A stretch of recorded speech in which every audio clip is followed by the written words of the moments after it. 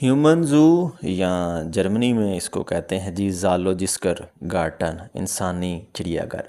चिड़ियाघर वैसे तो बच्चे बूढ़ों के लिए सबके लिए बड़ी अच्छी फैंटेसी होती है, एक बड़ी अच्छी आउटिंग होती है कि आप चिड़ियाघर जाते हैं और वहाँ पे जाकर डिफरेंट स्पीशीज़ जो को है उनको ऑब्ज़र्व करते हैं, क्लोजली ऑब्ज़र्व करते हैं, उनकी मूवमेंट को जो है वो एंजॉय करते हैं और आप अपने बच्चों को एक अवेयरनेस देते हैं कि यार ये देखो ये शेर होता है, ये चीता होता है, ये भालू होता है, ये बंदर होते हैं।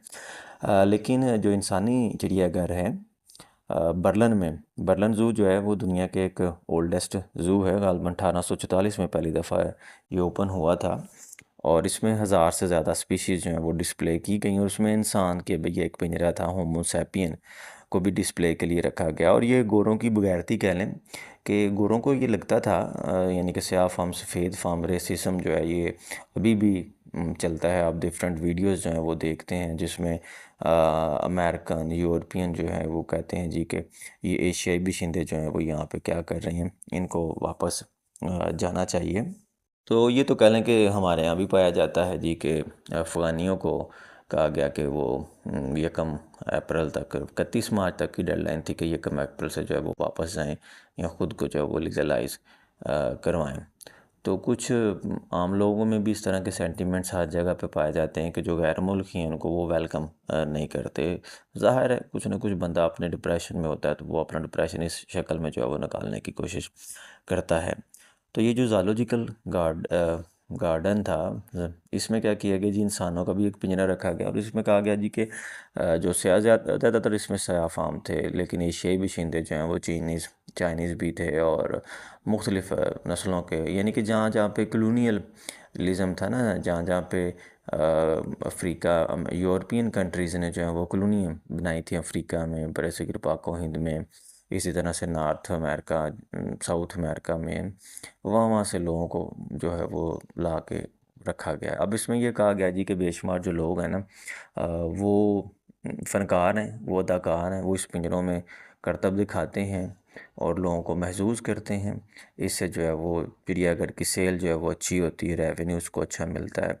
लेकिन बहरहाल इसमें कंट्रोवर्सी भी रही है कि ऐसे लोग भी थे जो कि मजबूरन वहाँ पे लाए गए मुलाजमत के झांसे दे के या कह लें कि गुलाम बनाकर उसी कैद में जो है वो मर भी गए। अब जर्मन में जो है ये इंसानों को डिस्प्ले करना, पीपल शो को जो है वो कहते हैं वुल्कर्स काओ। वुल्कर काओ यानी कि लोगों का शो, एथनोलॉजिकल एग्जीबिशंस।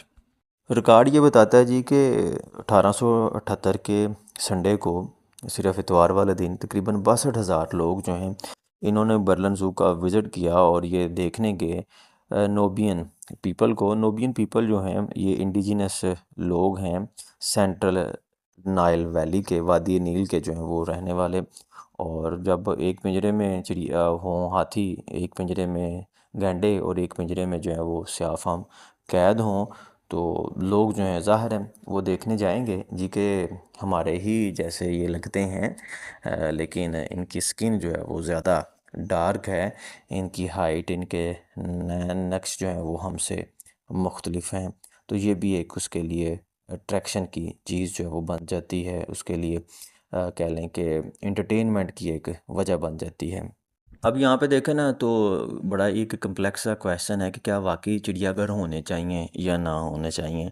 तो चिड़ियाघर होने के हवाले से ना ज़ाहिर है इंसान की आबादी जो है वो बड़ी स्पीड के साथ बढ़ी और इंसान उन जगहों पर भी पहुँच गया जो कि उन जानवरों की हैबिटेट थे, उनके मस्कन थे। तो जब उनको डिस्ट्रॉय किया गया अपने रिसोर्सेज के लिए, लकड़ी हासिल करने के लिए, मिनरल्स हासिल करने के लिए, पानी हासिल करने के लिए, तो फिर उनको कन्फाइंड कर दिया गया, उनको डायरेक्शन दे दी कि भाई इस जगह पे जो है वो तुमने रहना है।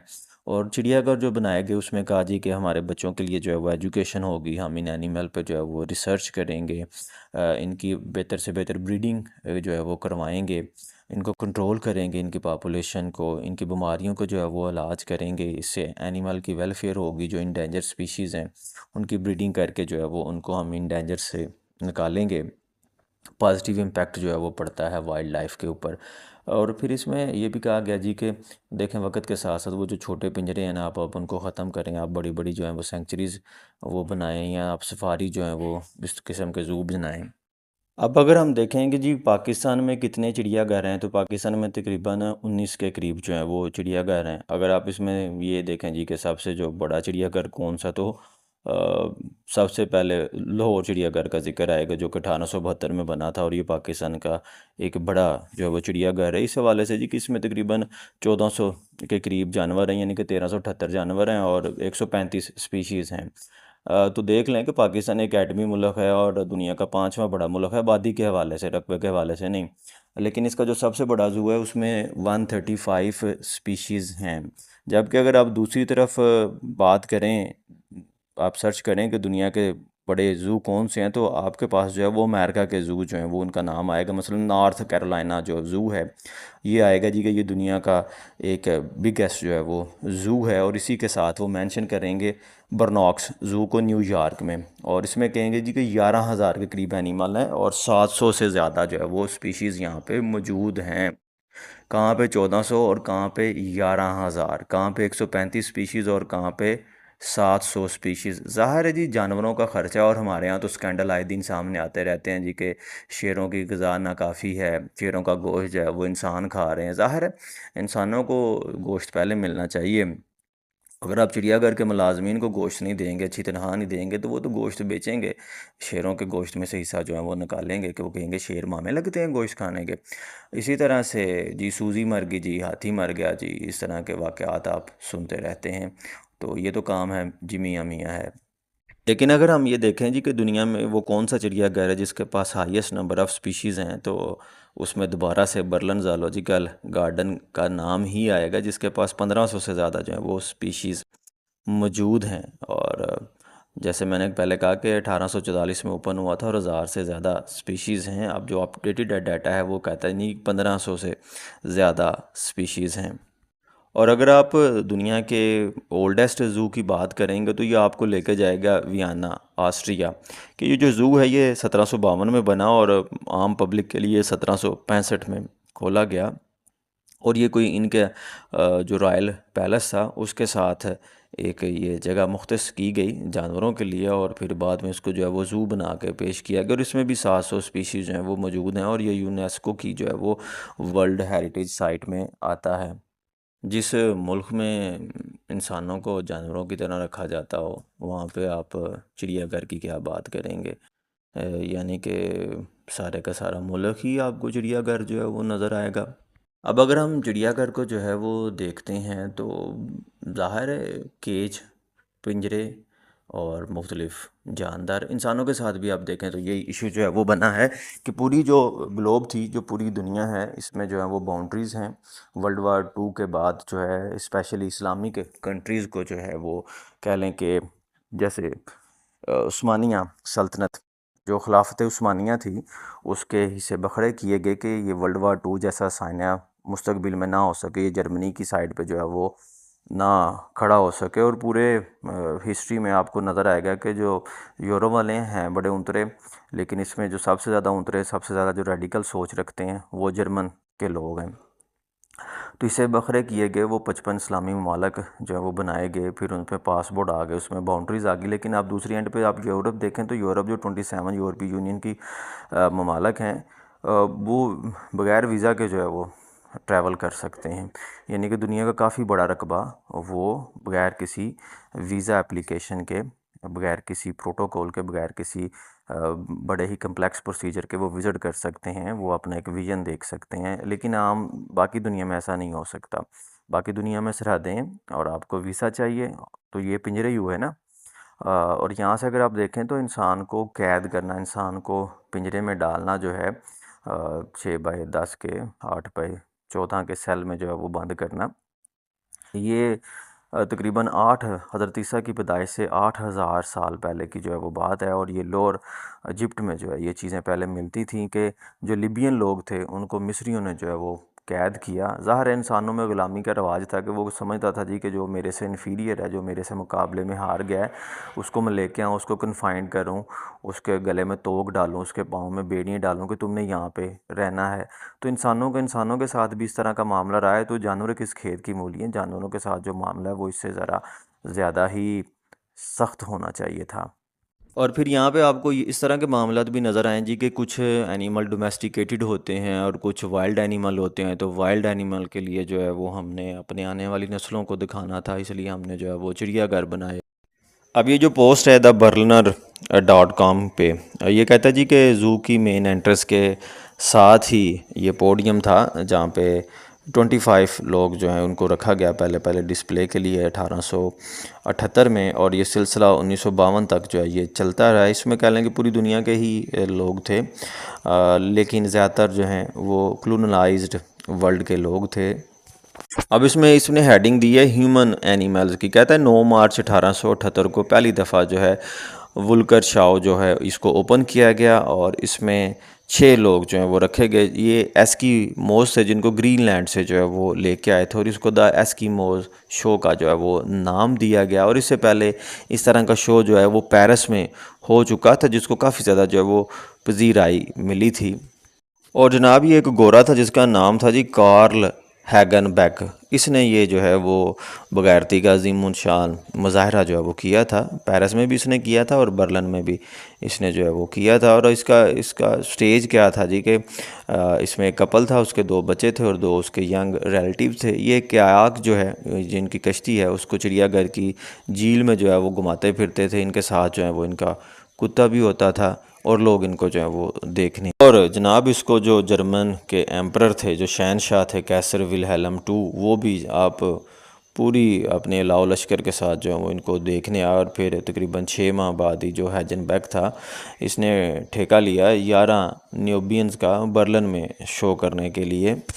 11 नोबियन के साथ साथ ये जो बंदा है ये 4 राइनो, 5 एलिफेंट, 8 जिराफ, 3 काउज, और 3 जो हैं वो ज़ेबरा, 2 शुतुरमुर्ग जो हैं, 2 लायन, 2 मंकी, ये भी साथ जो है वो लेके आया।